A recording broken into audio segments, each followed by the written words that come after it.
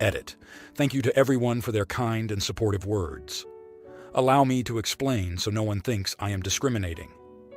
I answered an ad online for a personal assistant that would help with filing and small errands. When the lady in question called me, she explained she had several problems, but I thought since I was just helping her with paperwork, they would not be a problem. I met her Wednesday for my first day. She is wheelchair-bound. She sprayed me with hand sanitizer right away, asking me to wear sleeves on my shoes and don't touch anything.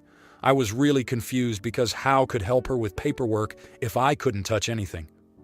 Then she said that my first job was to do her laundry, help her with her hair, mop the floors, then take her to the doctor. Now I am really confused because she mentioned none of this in the phone call. Long story short, I drove her to 2 different doctors, the DMV, the food store, and several other places. Wasted half a tank of gas. I told her that I could only work until 6 or 7. Well, at 6:30, I was still waiting for her at the last doctor. I told her that I needed to go home, but she asked if my husband could make dinner for him and my son, so I could continue to help her. I finally got out of there at 8 p.m., and I was exhausted and furious. I felt used. I did everything she asked me to because I wanted to help her, but she took advantage of me. I am currently seeing a physical therapist for an injury, and she asked me to reschedule all my appointments to accommodate her. I said no. To make matters worse, she wants me to drive 10 miles under the speed limit. She reached over to honk the horn if a car drove beside us, which I told her not to touch the wheel of my car, and wants me to roll through stop signs instead of stopping. I have never felt so uncomfortable in my life. Then today, after telling her in text that I could no longer work for her, she begged to rethink my choice and tried to guilt me into working for her today. When I continued to tell her no, she turned aggressive and argumentative. In total, I think she sent me 10 to 12 messages, and all of them calling me all kinds of names, telling me I was a liar and a cruel person. She has since changed her Craigslist job posts, and she accused me of everything under the sun. The reason why I feel terrible is because she told me she goes to the church for food when she doesn't have money to buy food, and that her money goes to doctors. Her apartment is basically empty except for a couch, a bed, and a few other things. I wanted to help someone in need, but I feel so used and angry for allowing someone like her to get to me. Am I the idiot? Edit. In my text to her on why I couldn't work for her, I told her the reasons why, and she continued to try to guilt me, then accused me of being a terrible person. Now, here are the comments. Comment 1. Not the idiot. She baited you. To ask to reschedule your appointments is ridiculous. I'm assuming she couldn't find help any other way with her ad, but to not explain clear expectations definitely makes her the AH. My late husband's mother was the same way. Never bothered to help us out at all, even babysitting. But when she ended up half paralyzed, she expected everyone to change everything for her. Nope. I sympathize with her struggle, but you can't be all take and no give. Comment 2. Not the idiot. You lasted way longer than I would have. As soon as she said laundry, I would have bailed. You're a freaking saint for lasting a whole day. Comment 3. Not the idiot, she wants me to drive 10 miles under the speed hash. Oh, hell no. I mean, this was all pretty bad, but this is just making me shake with rage. Now, for the next story. I, 23-year-old female, live with 2 people, both women in their 20s, and part of my job involves driving around and traveling. Never international, yet at least, and it isn't glamorous. I stay at cheap motels. So, let's be clear. The air fryer is mine. I bought it fully with my own money. There are other things in the apartment, like my roommate bought a blender, and my other roommate bought a coffee machine and toaster oven, etc. I don't mind if others use the air fryer as it just sits on the counter. Because it is mine, if I am home and someone wants to use it, they will ask me first because I might be wanting to make something soon. And it is the same with other people's appliances. We all ask. The only communal item is the oven, stove, and microwave. In the last year, I have been traveling a lot more, and to save money on food expenses, I bring the air fryer with me. I also like eating healthy and don't want to eat out often. So with the money work gives me for food expenses, I just buy raw meat and vegetables and store them in a cooler in the car if I am on the road. And when I am lodging somewhere, I put them in the fridge. When the time comes, I'll just plug in my air fryer and season them up and toss them inside. I also have a small rice cooker and will do that as well. My one roommate doesn't really care, but this pisses off my other roommate. The first time it happened, she blew up my phone. She said she had food cut and ready to be air fried but couldn't do it. She was pissed when I got back and said that I can't just take appliances. I told her that it is my appliance and I can do as I please. I told her, and this is where I could be an idiot, that I wouldn't throw a witch fit if you took the blender with you. She said that she uses the air fryer for most of her meals and meal prep. I said, use the oven or stove when I am gone. She said she uses it to reheat her food, and that the microwave just isn't as good. I don't think any of this is my problem. If it is really that important to her, I feel like she could just pick up an air fryer herself. I told her this, and she said they are too expensive, which they aren't, but I just said it isn't my problem. Recently, I was on the road for a whole month, and I did a lot of cooking, to the point where I saved money and was able to just do fun things with that extra money. And stuff like this has happened before. She's taken her blender places, and our other roommate took her coffee machine when she was staying somewhere else. I don't see why this is my problem. Maybe I could be partially the idiot for not warning her the first time, but it is mine, so I just don't see the point. Now, here are the comments. Comment 1. Not the idiot. Your roommate is talking nonsense. You have every right to take your air fryer and use it. She shouldn't plan her entire diet around someone else's stuff, and if the air fryer is essential to her life, she buys her own. If I were you, I wouldn't lend it to her when I get back because she feels entitled to use it. Comment 2. Not the idiot. Your personal property. Your choice to take it traveling to exotic locations. As many others have mentioned, if the roommate is so dependent upon the appliance, she probably would be well served to invest in her own. Comment 3. Not the idiot. It's yours and you can do what you want with it. Also, an air fryer isn't *that* different from an oven, especially if your oven has a convection setting. Basically the same thing. She can manage for a few days. Now, for the next story. My husband and I have an allowance system that prevents a lot of arguments about incidental spending. Both of our salaries go into a joint account for all bills, investments, and agreed-upon purchases. The allowance is a smaller amount, $50, $100 per week, but always equal for each of us. That gets moved to separate accounts for each of us, with the understanding that we can spend this money on whatever, no permission needed. Usually, it's spent on individual hobbies, splurges. This works well for us. Today, I was looking through my husband's credit card bill that I had used recently, with his permission, to make some travel arrangements. We don't keep any secret bills. This credit card is auto-paid from our joint account. I saw a $73 charge to YouTube and asked him about it. He said he didn't remember buying anything, so I dug further. Turns out he had subscribed to YouTube TV last December to watch a football game on a road trip and forgot about it. I had no idea because this was his YouTube account, his email notifications, his credit card. The total charges added up to about $675. I admit I was annoyed and made some short comments. You should always set a reminder to cancel these things. If you are responsible about checking your emails, this might not have happened. There is a history of him being irresponsible with bills and missing important emails. I manage almost all the finances. We're in good shape, but I hate the idea of waste.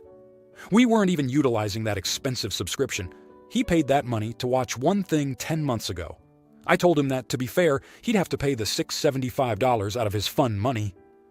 He had more than enough in there because he was saving for a bigger hobby purchase. I canceled the YT subscription on his phone, then used the banking app on my phone to move the money from his allowance account back to the joint account. I probably should have asked him to move the money himself, but I was upset. I felt more calm after doing the dollar transfer because to me the matter was then settled. He got irritated and said he shouldn't have to pay out of his allowance for a simple mistake. I said, everyone has to pay for their mistakes. That's how life works. Maybe I was harsh, but the wasted money was all on him. I don't see any better way to resolve it. He pointed out that we are doing fine financially. We are fortunate that $675 out of the joint account won't affect our budgeting for the month, but it will make a big difference to his saving for his hobbies as it is close to 2 months' allowance. It was the principle of the matter to me. I'm very careful with money. No matter how well we do financially, I'll always look for good deals and avoid profligate spending. So, am I the idiot for moving my husband's fun allowance money to pay for a mistake he made? Edit. I appreciate the responses.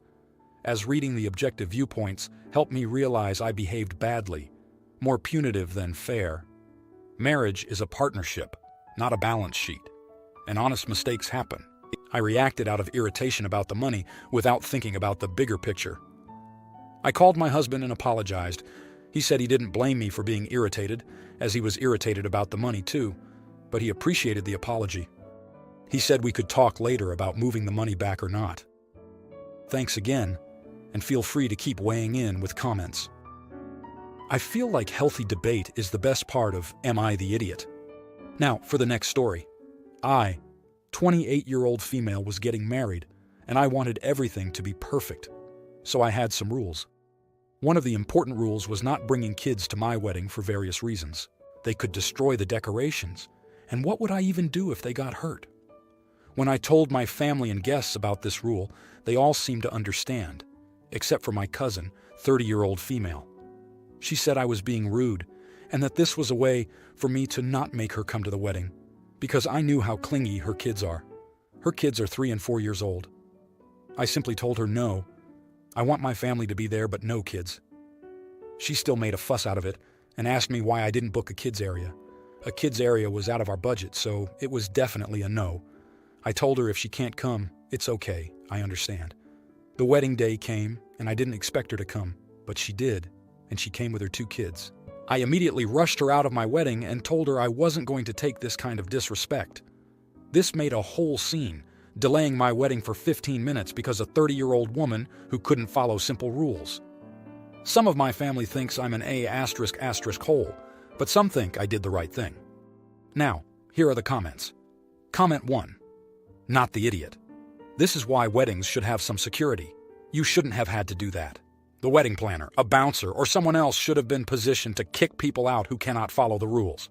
This includes people who bring kids to kid-free weddings, uninvited guests, people who start fights, people who try to upstage the couple with their own unapproved announcements and other wackadoodles.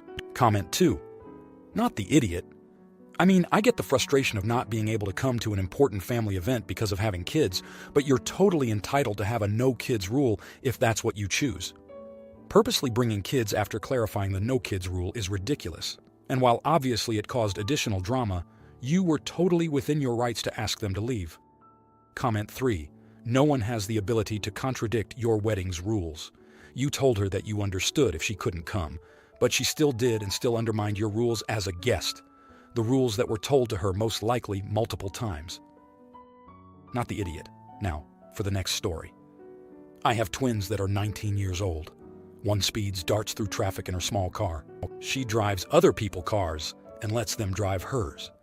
This has gone on for a while. She has had 2 small accidents, but those were not her fault. I have asked her to drive more responsibly and never swap cars with people. It keeps happening. She also has a lot of parking tickets she always says are not her fault. The other twin has 1 reported at fault wreck and a couple unreported fender benders, an 80+ mph speeding ticket she hid from me recently.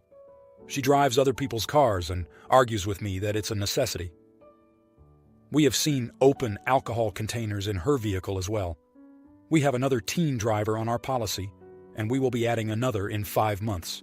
I was informed by the insurance company that with all these things going on, there are only 3 companies in the state that will insure us currently, and if anything else happens, none of them will. Our rates are insanely high as is. When the twins left town for college, they continued these behaviors. One got a speeding ticket the day she moved out. We were moving her into the dorm that day, and she didn't tell us. The other didn't even try to hide that she lets her boyfriend drive her car 3 hours to our house. With that, I decided to remove them from our family policy. I offered to help them find individual policies. They declined. They both work and have been paying for their respective policies since they were 16 years old with PT jobs, *****, editing to add, I should have shared more context that we have disciplined them regarding this from 16, 18. Although with the behaviors continued, I agree with everyone that we were not harsh enough. We will likely do a contract with rules of consequences outlined with our younger kids, so it's crystal clear what will happen if they break the rules. Also, their vehicles do not belong to me now. The cars are in my daughter's names. Now here are the comments. Comment 1.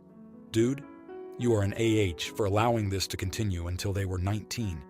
You should have pulled their licenses when they were 17 and screwing around while driving. Driving is a privilege, not a right. Pull them from your insurance, revoke access to your cars, and tell them the only thing you will do is pay for a defensive driver class for both of them. And hold to that. Do not let them drive your cars. Pull them as drivers off your insurance and run a much tighter ship with your younger two. Insist they do full driver's education, the class, the driving instruction, etc. It will be far cheaper in the long run than all the damage your older two have caused. Comment 2. Sorry to pile on what you already know, but your twins are menaces on the road. I would love to know the creative explanation, though, that how a parking ticket can be someone else's fault.